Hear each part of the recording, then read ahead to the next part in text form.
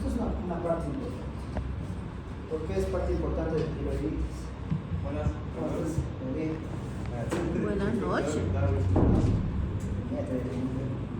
A las 6 de que yo voy a las 6. Mañana tienes que ir. Ya. No da el power. Ya. Yo voy a las 6, no, pero a la tarde. Nosotros tiroiditis. La tiroiditis en relación con lo que viene a ser la parte del hipotiroidismo. Está en relación con que tiroiditis, como dice la parte abdominal, es una inflamación que se produce a nivel de lo que viene a ser la glándula tiroidea. Todos se van a caracterizar porque vamos a llegar a tener un proceso no hipotiroideo. Que la mayoría llegan a ser solamente transitorios. Pero en algunos casos vamos a llegar a tener que iniciar con un cuadro de un hipertiroidismo, que recién vamos a ver las características, pero al final toda la clínica va a terminar siendo siempre de un paciente hipotiroideo. Dentro de esto tenemos diversos tipos de tiroiditis. Tenemos la tiroiditis autoinmunitaria o autoinmune, que la más conocida dentro de esto viene a ser la tiroiditis de Hashimoto. Tenemos lo que viene a ser la tiroiditis de Kirchberg, la tiroiditis de Riede, ¿no? Y también tenemos la tiroiditis subaguda o la supurada, ¿ya? Cada una de estas tiene sus propias características. Aquí está totalmente resumido con claridad. Y efectivamente de tiroiditis, yo siempre pregunto algo, ¿ya? De cualquiera de todas esas, tiroiditis autoinmunitaria, ¿no? Dentro de esta se va a caracterizar porque la mayoría se va a caracterizar porque existe un hipotiroidismo y afecta sobre todo a edades adultas, ¿ya? Y se da sobre todo en pacientes que no tienen una deficiencia de yodo como tal. Entonces, ¿a qué va a estar asociado? Principalmente a pacientes que reciben yodo radioactivo, ¿no? O que ya han sido operados. Dentro de lo que vienen a ser las tiroiditis autoinmunes, la de Hashimoto es una de las más frecuentes que va a llegar a existir. ¿Y por qué se va a caracterizar? Porque es una tiroiditis que tiene por característica que es una linfocítica crónica. Causa totalmente autoinmune, por eso está dentro de lo que vienen a ser las tiroiditis autoinmunes, que llega a ser a la vez hereditaria. Una persona que tiene una tiroiditis de Hashimoto puede llegar a heredar, ¿no? Esa persona que llega a heredar una tiroiditis de Hashimoto tiene hasta 9 veces de riesgo de tener una nueva tiroiditis de Hashimoto, ¿no? Entonces es bastante alta la frecuencia cuando se llega a heredar. Si se dan cuenta, la mayoría de las patologías que vayamos hablando se va a dar siempre en las mujeres, más que en los varones. Y es por eso que la frecuencia en la mujer va a llegar a ser de 10 a 1 comparación de mujeres en varón. No va a ser mucho más frecuente en las mujeres. Características principalmente lo que viene a ser la tiroiditis de Hashimoto. Va a llegar a caracterizarse porque vamos a llegar a tener siempre anticuerpos, ¿ya? Y estos anticuerpos van a ser contra determinados antígenos y es por eso que en una tiroiditis de Hashimoto vamos a llegar a tener anticuerpos antitiroglobulina y lo que viene a ser la antifracción microsomal bastante elevados. Características muy importantes para el diagnóstico de una tiroiditis de Hashimoto, ¿ya? Entonces eso es muy importante determinar para poder llegar al diagnóstico. Como les dije, principalmente desde un inicio vamos a llegar a tener una disminución en la producción de la hormona, por lo cual vamos a llegar a tener un exceso de lo que viene a ser el TSH, ¿no? Vamos a tener un TSH bastante elevado, por lo cual vamos a llegar a tener la presencia de un bocio. Entonces las tiroiditis de Hashimoto se caracteriza porque va a haber un bocio, porque vamos a llegar a tener anticuerpos bastante elevados, principalmente antitiroglobulina y la antifracción microsomal, ¿ya? Siempre, cualquier proceso a nivel de glándula tiroidea, es importante realizar una biopsia. ¿Y cómo vamos a hacer las biopsias? Principalmente con lo que vienen a ser las punciones. La punción y aspiración con aguja fría. La biopsia que nos informa en lo que viene a ser una tiroiditis de Hashimoto, la presencia solamente de fibrosis y la presencia de infiltrado linfocitario. Por eso en la anterior diapositiva les indiqué que la tiroiditis de Hashimoto se caracteriza porque viene a ser una tiroiditis linfocítica crónica, ¿no? Entonces tiene relación con lo que viene a ser la histopatología. La clínica. por lo que vamos a tener valores elevados de TSH, vamos a llegar a tener un bocio que se va a encontrar indoloro. ¿Ya? Siempre todos los Hashimoto se caracterizan porque hay un bocio. Y ese bocio es la presencia de una masa a nivel de la glándula tiroidea que no es dolorosa. Este bocio se caracteriza porque es bilateral, afecta a ambas glándulas, es bastante simétrica, ¿no? Muy raro que pueda ser unilateral. Superficies irregulares y la consistencia suele ser un poco más aumentada, que quiere decir que puede ser es blanda, ¿no? Pero nunca va a llegar a ser pétrea, como vamos a ver en procesos de cáncer de tiroides o en lo que viene a ser otro tipo de tiroiditis.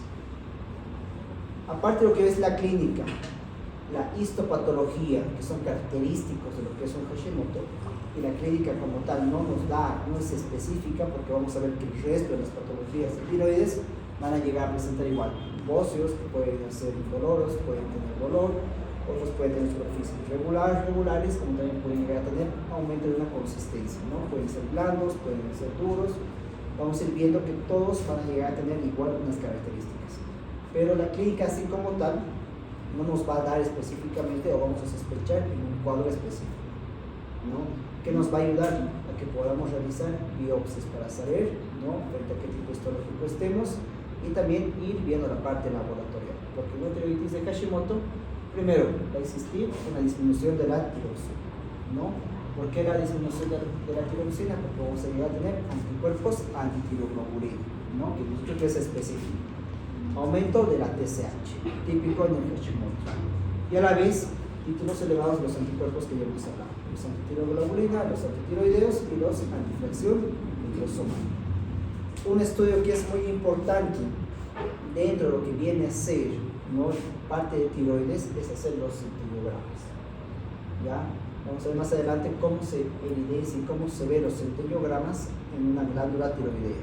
Cuando nosotros hablemos de lo que viene a ser un nódulo frío, un nódulo caliente, cuando hablemos de lo que viene a ser un bocio multinodular, cuando hablemos también de lo que viene a ser igualmente un Hashimoto, ¿no? Entonces vamos a ver las características de cada uno de ellos. ¿Cómo es el centellograma? Una captación irregular del yodo. Una captación irregular del yodo que puede llegar a tener la presencia de nódulos que van a ser dominantes. ¿A qué me refiero con dominantes? Que va a haber nódulos que van a llegar a captar mayor cantidad de yodo. Entonces, esos nódulos sí o sí nosotros debemos realizar una biopsia. ¿Ya? ¿Por qué? Porque si está captando mayor yodo, tiene mayor riesgo de que este pueda ser un cuadro maligno.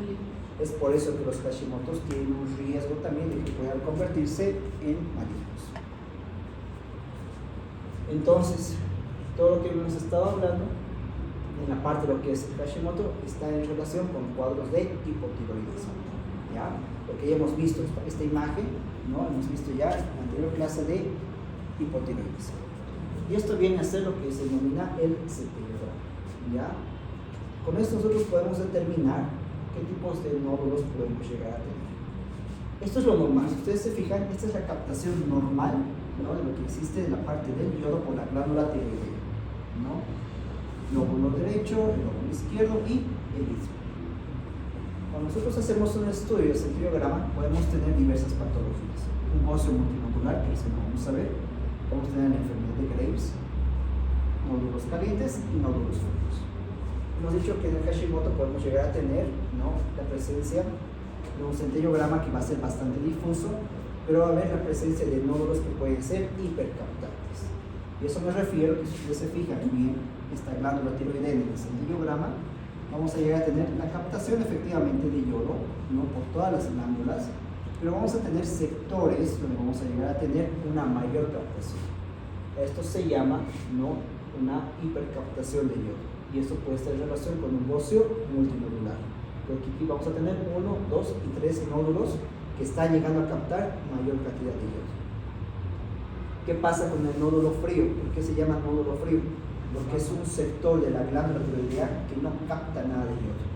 Por eso si ustedes ven acá, esta es la glándula tiroidea y aquí ustedes ven un sector, ¿no?, que no llega a captar absolutamente nada de yodo, ¿no? Y esto viene a ser un nódulo frío.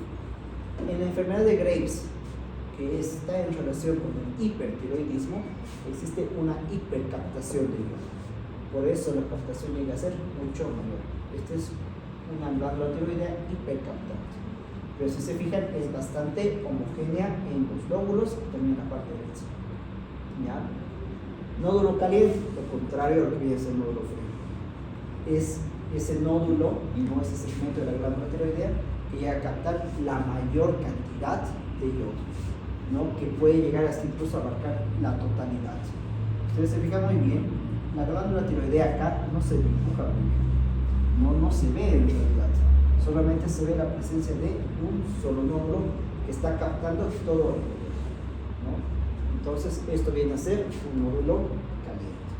Entonces es importante para nosotros que en glándula tiroidea, si nosotros queremos ver cuál es la captación o cuál es la función tiroidea que llega a tener, hacer un centellograma.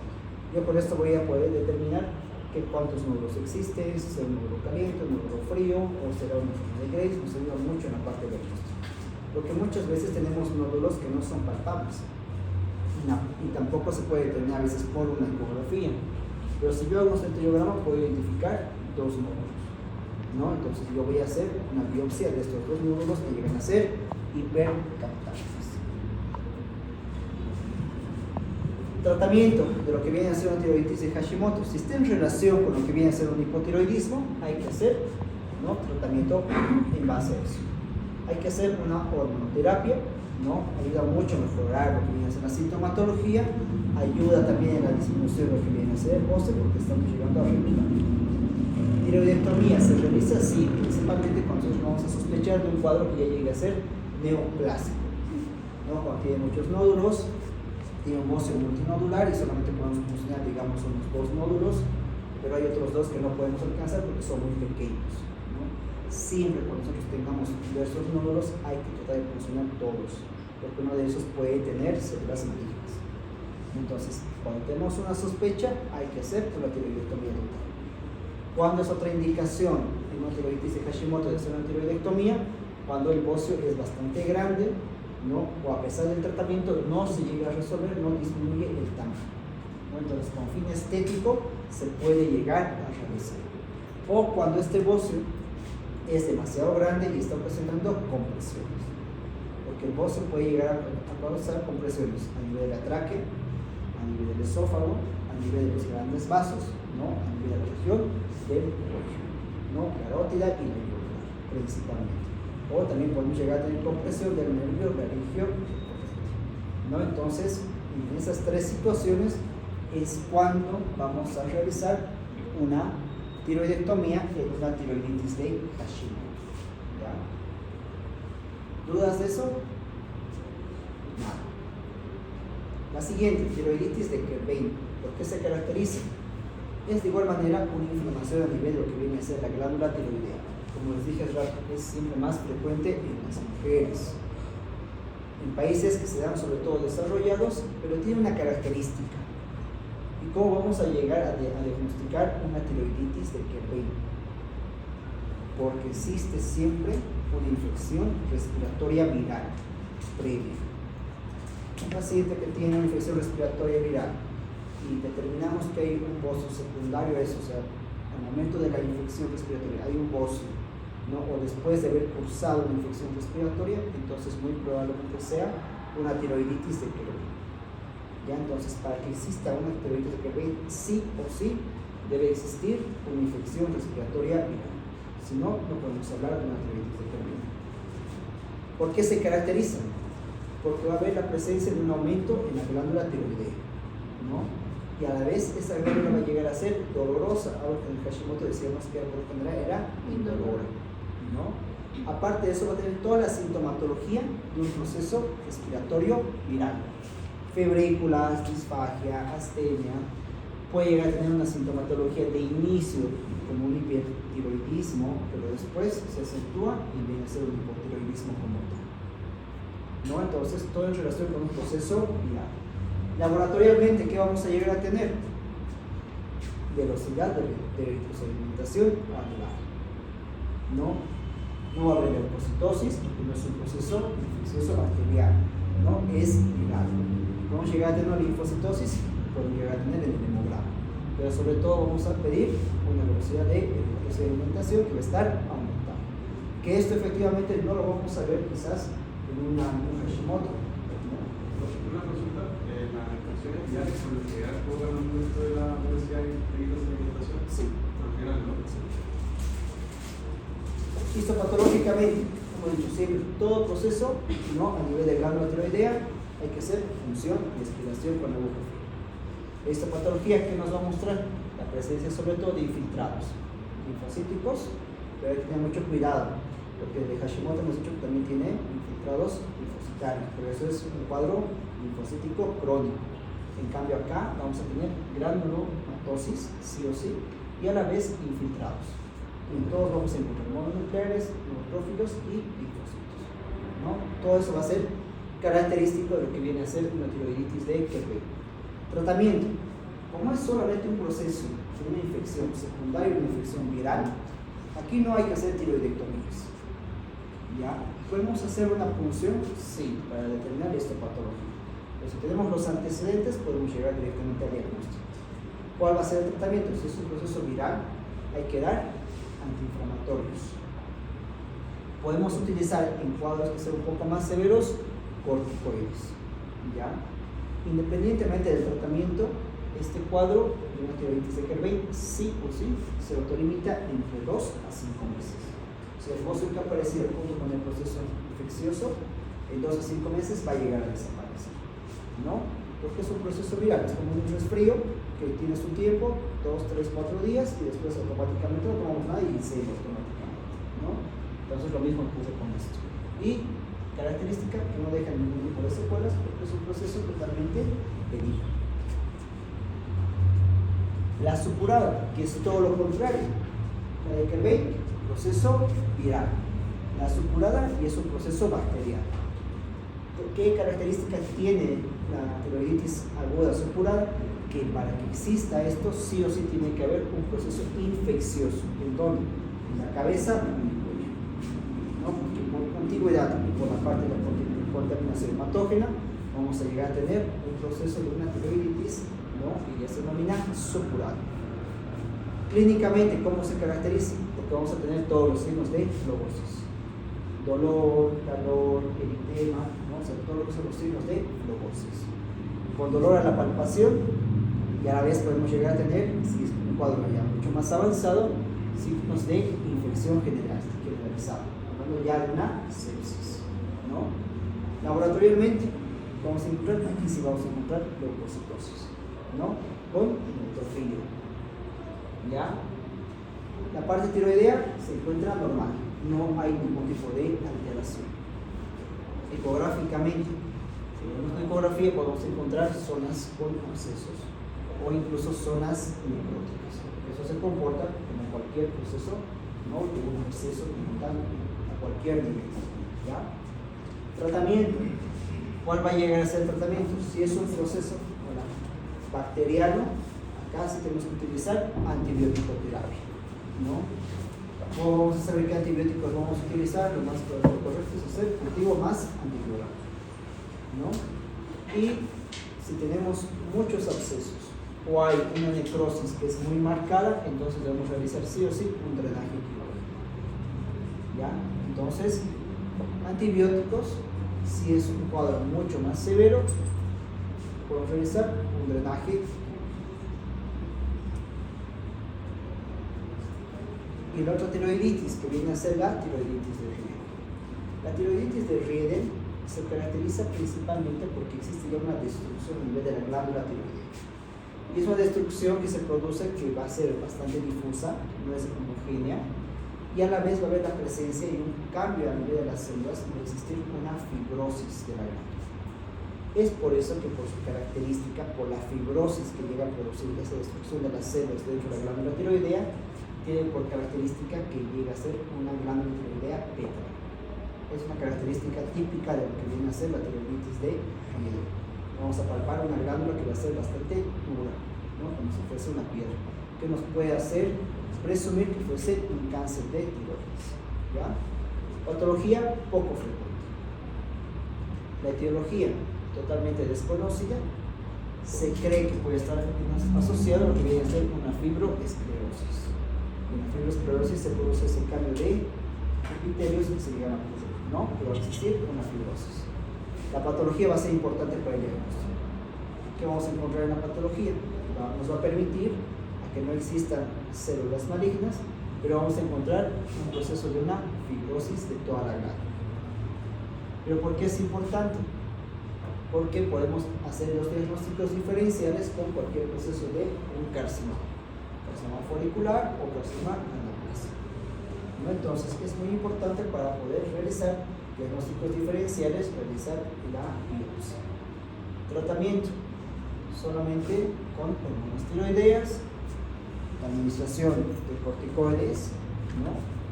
Y la parte quirúrgica cuando ya tenemos signos de operación. ¿Ya? Entonces, esto viene a ser la tiroiditis de relleno. ¿Alguna consulta o duda hasta ahí? Estoy dando los puntos claves entonces para que no se pierdan. Entonces una vez pregunto algo, digamos. ¿Ya? Pasamos a lo que viene a ser del hipotiroidismo, que hemos visto las tiroiditis, y nos vamos a lo que es específicamente lo que hablamos de hipertiroidismo. El hipertiroidismo es todo, todo lo contrario al hipotiroidismo. Acá tenemos un metabolismo que se va a encontrar muy acelerado. Por eso el hipertiroidismo se caracteriza porque tenemos un estado que se denomina hipermetabólico. Todo totalmente acelerado. Y vamos a ver que la clínica que produce un hipertiroidismo es totalmente contrario a lo que viene a ser el hipotiroidismo. ¿Qué causas pueden llegar a ocasionar hipertiroidismo? Principalmente la enfermedad de Graves, ¿ya? Causa principal de hipertiroidismo. También tenemos los póstulos nodulares, los adenomas de igual manera, ¿no? Y la mayoría puede estar asociados de igual manera en el hipertiroidismo a trastornos del sistema nervioso. ¿Esto por qué? Principalmente porque existe una gran estimulación de la glándula tiroidea que va a llegar a ocasionar una hiperproducción de la TSH. ¿Ya? Entonces, la misma imagen que hemos visto en el hipotiroideo, viene a ser del hipertiroideo. Características importantes. El paciente va a llegar a tener nerviosismo. No vamos a ese paciente que se encontraba totalmente cansado, que tiene sueño todo el tiempo, que era la psique, ¿no? Entonces, un paciente con nerviosismo, agitación, la presencia de un bocio que está muy en relación con lo que viene a ser la enfermedad de Graves. Vamos a llegar a tener hipertensión, paciente vamos a llegar a tener temblor, va a existir metrorragias en la parte de la mujer, ¿no? A diferencia de que en la anterior hablábamos que no había en realidad. Los reflejos, ¿no? Temblorosos se van a encontrar alterados, ¿no? O exaltados. Va a haber disminución del peso.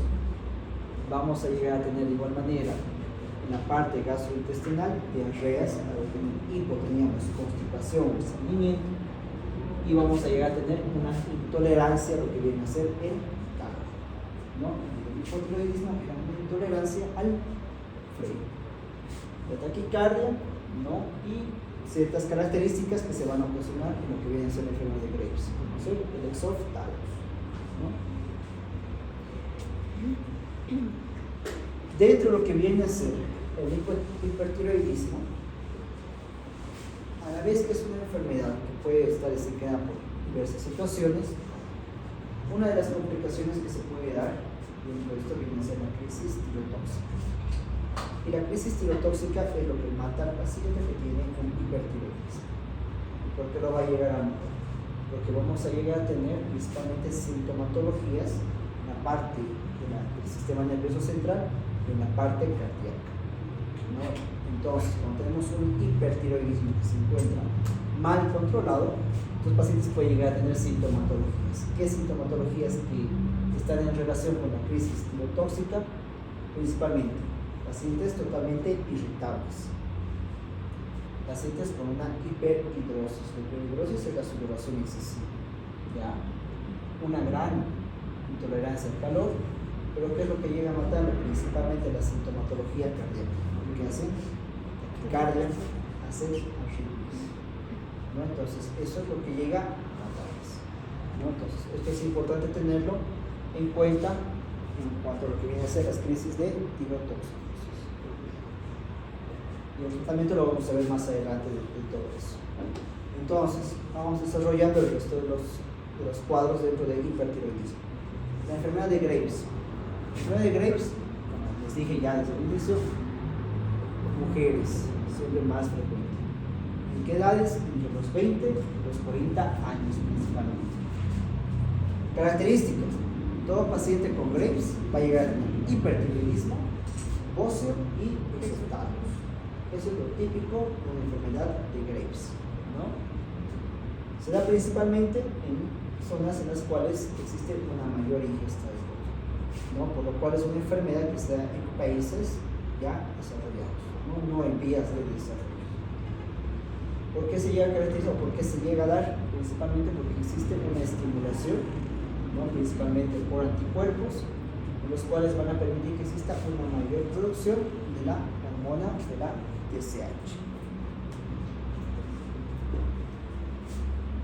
A la vez, también se puede estar dado por otro tipo de situaciones, ¿no? La enfermedad de Graves se puede dar por diversas situaciones principalmente. El consumo mucho de lo que viene a ser aparte del yodo, ¿no? Hemos visto que el consumo disminuido se asocia principalmente con lo que viene a ser, ¿no? Un cuadro de hipotiroidismo, con el que hemos estado hablando.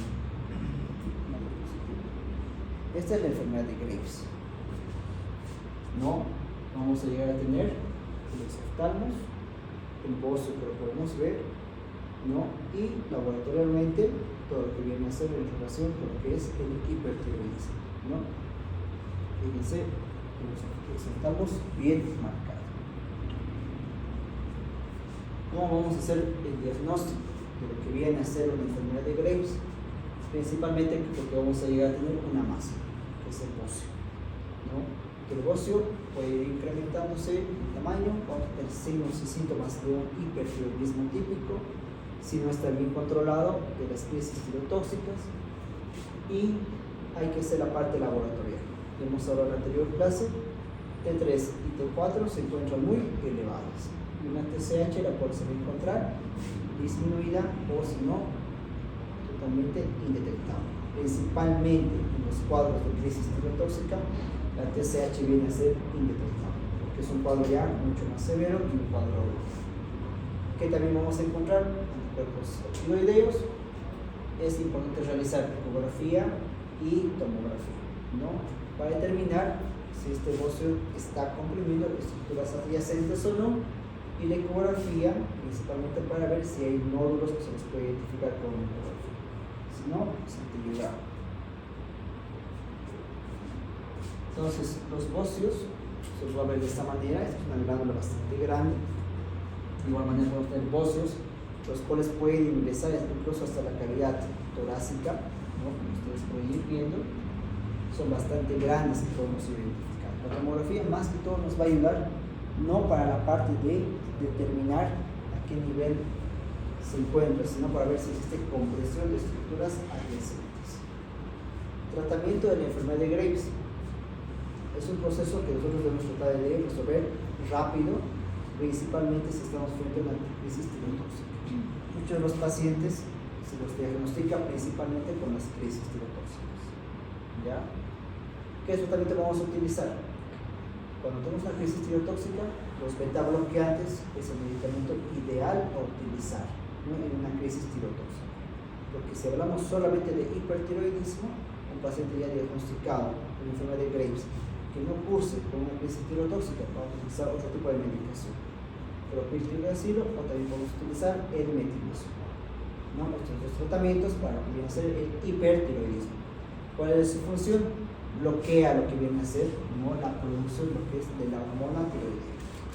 O sea, no va a haber producción de T3 y T4, ¿no? Entonces estamos suprimiendo. También dentro de lo que viene a ser el hipertiroidismo podemos utilizar yodo radioactivo, como también la ablación quirúrgica. Cuando nosotros hablamos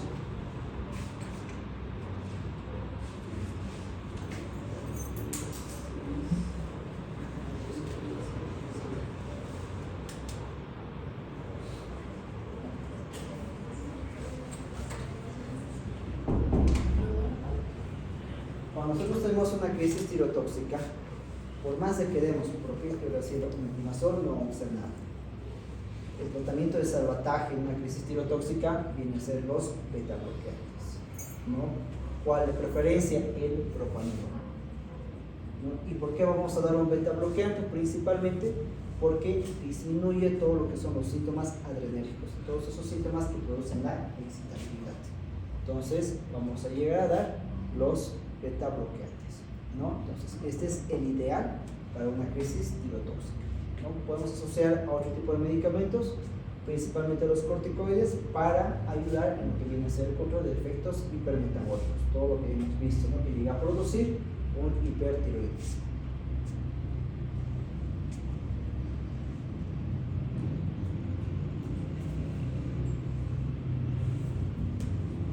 Entonces, en lo que viene a ser la parte del tratamiento de un hipertiroidismo, hemos visto los fármacos antitiroideos, la ablación y la tiroidectomía. ¿Ya? Cuando hacemos pacientes con tiroidectomía, principalmente cuando tenemos una enfermedad ocular grave, ¿no? Un exoftálmos muy marcado. De igual manera, cuando no el tratamiento con propiltiroacilo o metimazol está contraindicado o existe un fracaso con el tratamiento. Cuando queremos una reversión rápida del hipertiroidismo, cuando existen nódulos que puedan llegar a ser sospechosos de un cuadro de malignidad, ovocios bastante grandes que pueden ocasionar compresiones locales, o también cuando existe el embarazo en la parte del postoperatorio y la lactancia.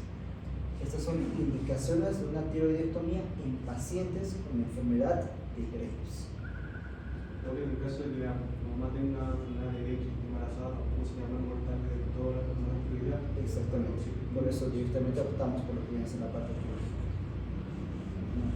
Pues se suspende porque no puede utilizar. Entonces por eso pasamos directamente a lo que viene a ser la parte quirúrgica, ¿no? Son indicaciones hipertiroidismo. ¿Alguna duda de eso?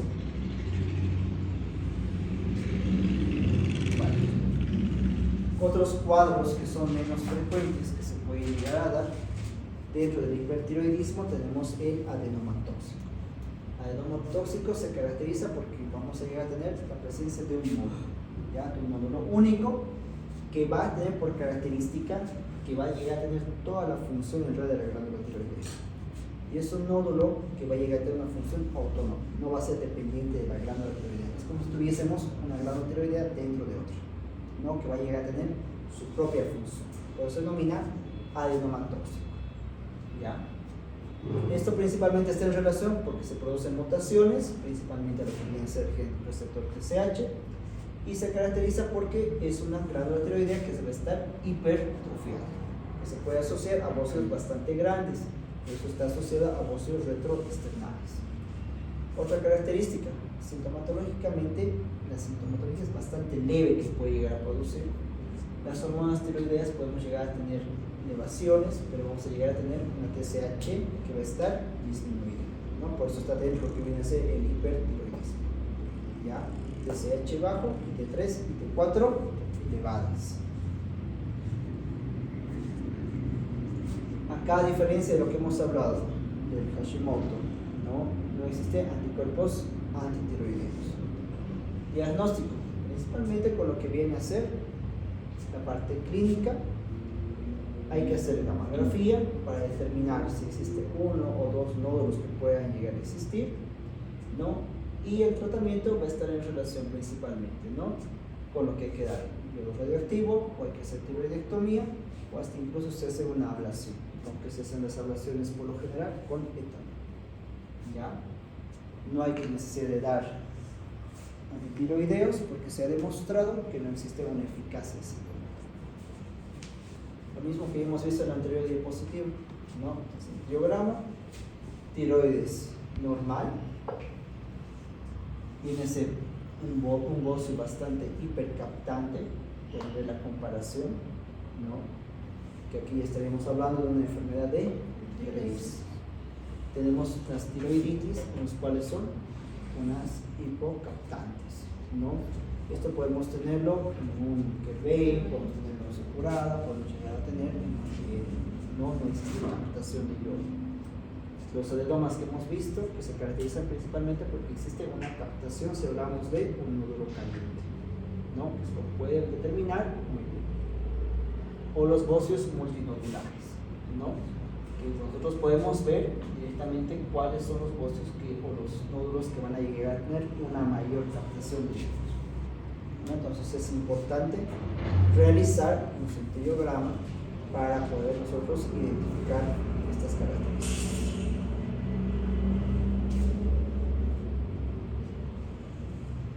Bóceos no funcionales. Existen también bóceos que no van a tener ningún tipo de funciones. Dentro de eso tenemos lo que viene a ser el bóceo multinodular, que ya lo hemos estado viendo dentro de lo que viene a ser los estudios, ¿no? Complementarios, principalmente de imagen. Entonces, al ser un bóceo no funcional, estos se caracterizan ¿por qué? Porque ya es una glándula que se va a encontrar totalmente hipertrofiada, ¿no? Entonces, no va a llegar a tener una función así como tal.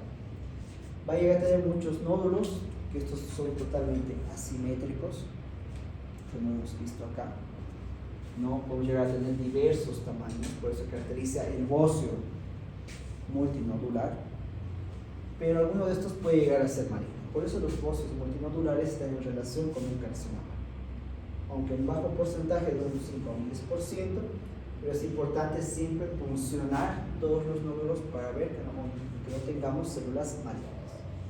Principales causas que van a desencadenar a un bóceo multinodular: deficiencia de yodo, o al igual que hemos hablado en el anterior, puede haber mutaciones a nivel del gen receptor TSH. ¿Ya? Inician principalmente como una masa sin alteraciones en lo que viene a ser la parte hormonal, TSH, T3, T4 normales, pero después vamos a llegar a tener alteraciones, ¿no? Como lo que viene a ser un hipertiroidismo. Por eso se lo maneja dentro de lo que viene a ser el hipotiroidismo. ¿Ya? La mamografía, muy importante, y siempre, como os he puesto acá, hacer una punción y aspiración con la aguja fina. No solo de los nódulos, sino hacerlo de todos los nódulos en la posibilidad. ¿Ya? Porque tenemos riesgo de malignidad. Los bóceos subesternales, muy poco frecuentes, porque se caracterizan, como dice su nombre, subesternal. Estos van dentro de la cavidad torácica. Son bóceos bastante grandes que pueden invadir incluso lo que viene a ser la parte del mediastino, lo vamos a ver de igual manera. Son multinodulares y se dan sobre todo en pacientes, ¿no?, de alta edad, más de 60 años. Existen distintos tipos. Uno de los más frecuentes vamos a llegar a tener que viene a ser el mediastino anterior. ¿Por qué? Porque es la zona donde más llega a afectar, o sea, donde llega a crecer con mayor frecuencia.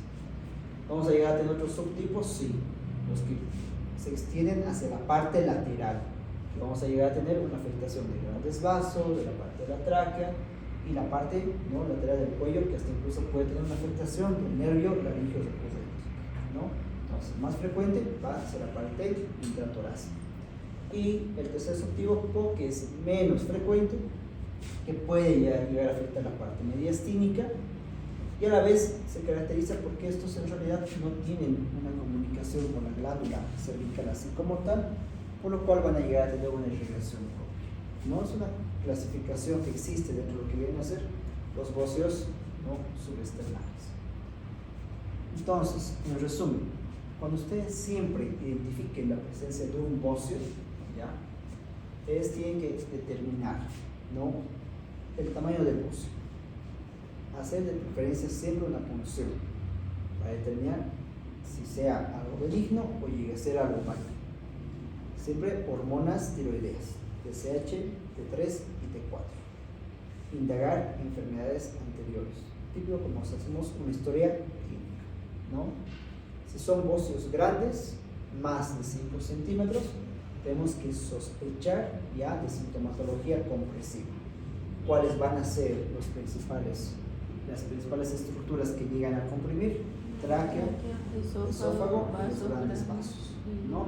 Es por eso que esos pacientes pueden llegar a tener incluso hasta asfixia, ¿no? Entonces, siempre hay que tener en consideración cuando los bóceos llegan a ser muy grandes. Cuando son menos de 5 centímetros, van a cruzar de una manera asintomática. ni con hipo ni con hipertiroidismo, ¿no? Tomografía simple en todos los óseos, con el fin de determinar compresión o afectación de estructuras adyacentes, ¿no?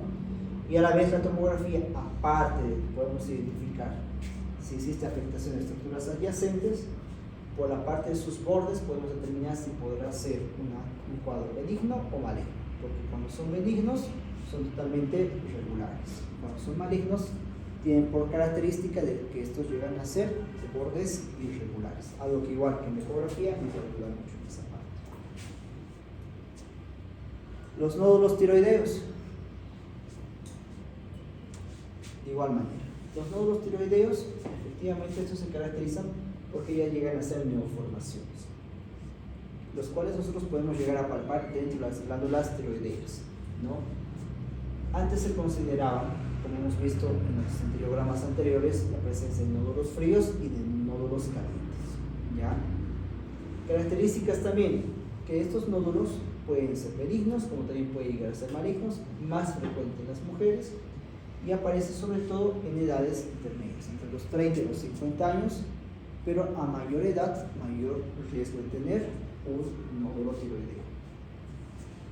Los diagnósticos, dependiendo del tamaño, puede ser una sintomatología compresiva. Solamente un 5% de los nódulos tiroideos van a tener un hipertiroidismo con clínica bien marcada. 90% de estos en realidad son hallazgos casuales que se llegan a realizar, no a veces conocerse en una palpación. La valoración clínica va a ser muy importante, porque nosotros ante cualquier nódulo siempre debemos valorar antecedentes familiares, antecedentes de cáncer, antecedentes de hiperhipotiroidismo en los pacientes, en la familia. Hay que determinar el sexo y la edad, por mucho que las mujeres suelen ser más frecuentes para cualquier proceso de tiroides. Hay que determinar si estos nódulos, cómo llegan a ser su crecimiento, ¿no? Si es un crecimiento rápido o es un crecimiento lento o al final no llegan a crecer. Eso nos ayuda mucho a nosotros para poder saber crecimientos rápidos puede asociarse a un proceso neoplásico, como también puede ser un proceso inflamatorio. Entonces es importante determinar características. ¿Cuántos nódulos se llegan a palpar? Debemos valorar la consistencia del nódulo, ¿no? Si es blanda, si es dura. Si es que existen fijaciones del nódulo de igual manera hacia planos profundos, es muy importante. Y la presencia de adenopatías. Entonces, ante cualquier nódulo o masa en la región cervical, siempre debemos indagar en todas estas cosas, ¿ya? Entonces, nunca se olviden en el examen físico y lo que viene a hacer en su anamnesis, identificar todo este tipo de situaciones. ¿Qué laboratorios vamos a pedir frente a los nódulos tiroideos? SIM, T3, T4, TSH, para ver hiper o hipotiroidismo, ¿no? Ya hemos visto cuáles son los cuadros que producen hiper y cuáles son los que producen hipotiroidismo. Anticuerpos, antitiroglobulina y antitiroideos, para hablar de un Hashimoto, si queremos sospechar. Punción es muy importante ante los nódulos, ¿ya? Cualquier nódulo identificado hay que puncionar, ¿ya? Por más de que tenga características benignas, es mejor llegar a puncionar. Ecografía nos ayuda mucho de igual manera en lo que puede ser las características del nódulo ecográficamente. Si vemos un nódulo con presencia de bordes irregulares, puede ser altamente sospechoso de un proceso neoplásico, o la presencia también de microcalcificaciones, ¿no? O si tienen, por ejemplo, nódulos con una vascularización totalmente independiente, ¿no? Entonces son características de lo que viene a ser de un proceso neoplásico no altamente sospechoso. Y podemos asociar también lo que viene a ser una tomografía o lo que viene a ser un centellograma. Entonces, todo se resume en las anteriores diapositivas en esto. Cualquier nódulo, sí, anamnesis y exploración.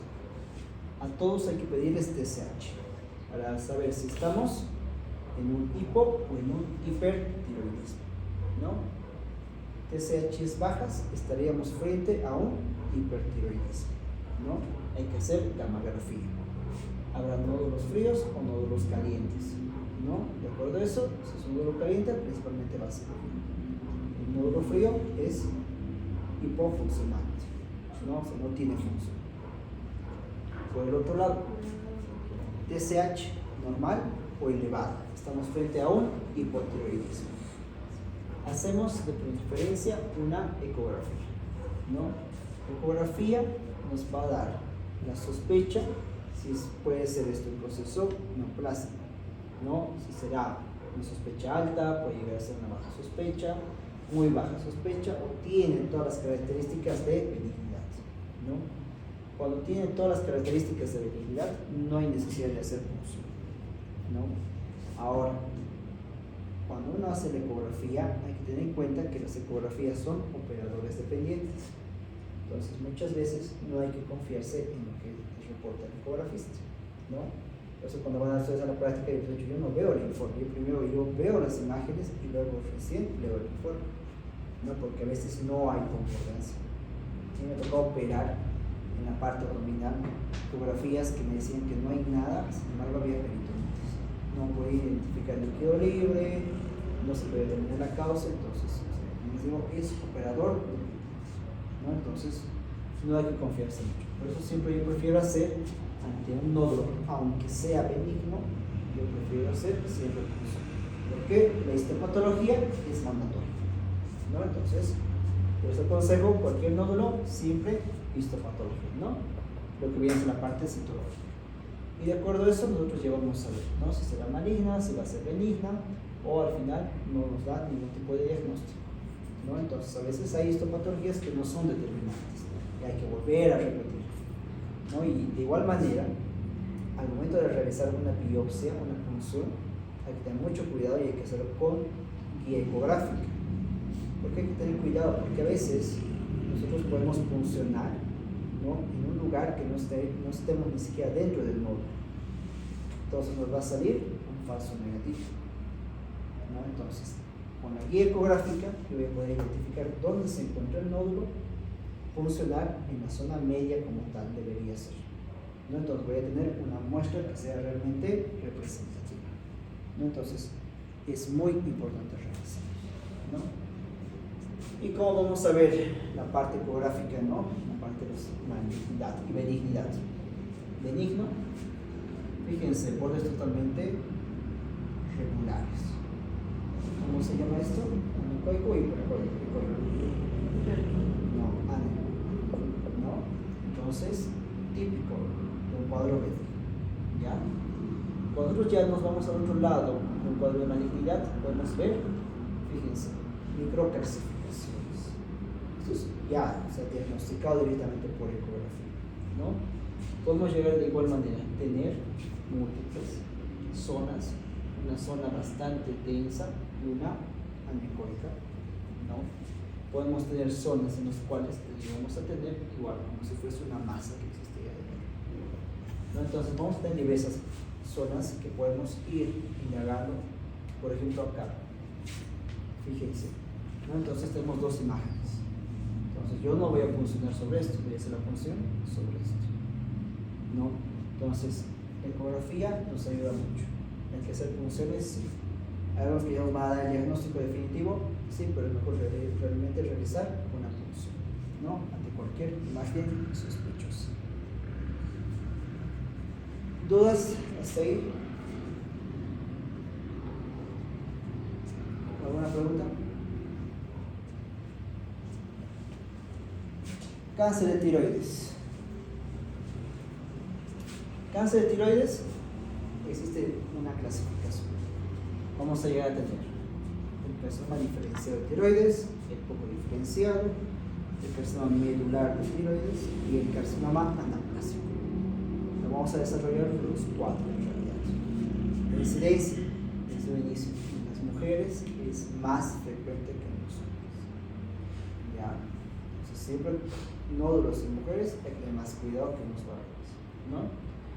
Es un proceso que hoy en día ha ido en aumento, ¿no? Es una causa de cáncer que ha ido en aumento. Efectivamente, el porcentaje es muy bajo a comparación de otros procesos neoplásicos, ¿no? Pulmonar, de mama, de colon, suele ser mucho más bajo el porcentaje. Pero ¿por qué se está diagnosticando mucho más cáncer de mama? ¿Por qué existe el incremento del cáncer de mama? porque ya existe un sobrediagnóstico. Porque hoy en día tenemos diversos métodos para diagnosticar un cáncer de tiroides, algo que antes no se llegaba a hacer, ¿no? Ahora podemos hacer ecografías ya o funciones guiadas por ecografía. Pues ahí tenemos muchos métodos para que nosotros podamos realizar los diagnósticos adecuados. Por eso existe el incremento de lo que viene a ser cáncer de tiroides, porque existe un sobrediagnóstico, ¿no? Por los métodos que tenemos. El carcinoma diferenciado de tiroides, que es el primero del que vamos a hablar. Existen diversos tipos, ¿ya? El folicular y los parafoliculares o las de células C. Las más frecuentes, las de tipo folicular, ¿ya? 90 hasta 95% de los casos. Menos frecuente, los parafoliculares o los de células C. Solamente entre un 5 hasta un 10% de lo que vienen a ser los casos. Dentro de lo que vienen a ser los tumores no foliculares, vamos a llegar a tener los papilares, los foliculares, y a la vez vamos a llegar a tener los carcinomas indiferenciados y los anaplásicos. ¿Cuáles vamos a ir desarrollando? Principalmente los papilares y los foliculares. Más frecuente, los papilares en un 85%. ¿Ya? Estos están dentro de lo que son los carcinomas diferenciados de tiroides. Y el folicular solamente un 15%. Características de cada una de ellas, ¿no? En resumen, el carcinoma papilar es uno de los más frecuentes. Característica importante, se da en personas jóvenes, a comparación del folicular, que se da en personas mayores. Y a la vez llegan a tener un buen pronóstico. ¿Y por qué se da buen pronóstico? Porque aparecen sobre todo en edades jóvenes, ¿no? Es por eso que el pronóstico llega a ser mucho mejor. Causa de por qué se va a dar un carcinoma papilar, y esto es importante. Por eso la historia clínica es muy importante para nosotros en todas las patologías. Y acá vamos a llegar a tener como antecedente la exposición, ¿no? A radiaciones durante largo tiempo. Pero esta exposición se debe dar sobre todo en la parte de la infancia, no una exposición que se llegue a dar, digamos, en edades adultas, sino en la infancia. Una exposición prolongada que puede ser por una causa médica, como también puede ser por factores medioambientales, ¿no? Siempre hay que tener en cuenta los antecedentes. Una persona, ¿no? Con antecedente en la familia de primer grado de cáncer papilar, entonces tiene alto riesgo de tener de igual manera un cáncer de tiroides.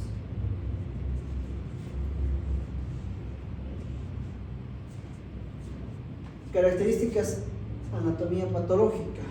Así como hemos visto, ¿no? Que lo que hemos hablado de que en la de sus características, ¿no? De esta patología, nosotros podemos llegar a un diagnóstico de un carcinoma papilar de tiroides también por la parte de la histopatología. ¿Y cuál va a ser la característica principal de la histopatología en un cáncer papilar de tiroides? La presencia o la identificación de los cuerpos de Samoma. Esto es típico y solamente en el cáncer papilar de tiroides vamos a encontrar estos cuerpos, ¿ya? Las otras características podemos llegar a tenerlas también en otro tipo de procesos neoplásicos. Clínicamente, una masa indolora, ¿no? Que sí va a llegar a ser bastante firme, va a tener su fijación de estructuras, no va a ser una masa móvil así como tal, que por compresión puede llegar a tener una ronquera, o hasta incluso, como es un proceso neoplásico, vamos a tener la presencia de adenopatías. ¿Qué característica tiene el carcinoma papilar de tiroides? Que vamos a tener metástasis en los ganglios cervicales hasta en un 40% en el momento del diagnóstico. Pero a la vez, cuando nosotros hacemos un vaciamiento ganglionar, cuando estamos haciendo una tiroidectomía por el proceso ya neoplásico, podemos identificar en el vaciamiento ganglionar el 80% de los pacientes llegan a tener un compromiso incluso de lo que viene a ser ya los ganglios. Metástasis, y es por eso que este llega a tener un buen pronóstico, porque no produce una metástasis en realidad en un gran porcentaje. En el 10% de los casos de los pacientes que son diagnosticados de un carcinoma papilar van a llegar a tener metástasis, ¿ya? ¿Dónde principalmente? La parte pulmonar y la parte ósea, ¿ya? En la parte ósea, ¿dónde? Sobre todo a nivel de las vértebras. Tratamiento, ablación quirúrgica, y a la vez vamos a pasar por lo que viene a ser una tiroidectomía. ¿Cómo es? un proceso que tiene un buen pronóstico, ¿no? Entonces muchas veces estos pacientes solamente requieren seguimiento. ¿Cuáles van a ser los objetivos del tratamiento? Cuando nosotros hagamos un tratamiento, hay que hacer una extirpación del tumor, un vaciamiento ganglionar, que es lo más indicado, siempre estadificar lo que viene a ser el cáncer de tiroides, así sea papilar o sea medular. Hay que hacer un buen tratamiento en la parte postoperatoria que se disocia lo que viene a ser un iodo radioactivo. Hay que hacer un control en la parte postoperatoria a largo plazo. Y la ventaja es que si hacemos todo esto, disminuye el riesgo tanto de recidiva como también de metástasis. Lo contrario, carcinoma folicular.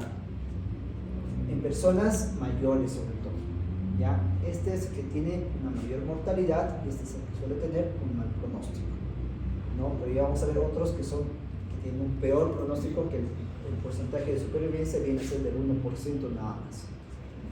Mayor incidencia sobre todo en zonas donde existe deficiencia de yodo.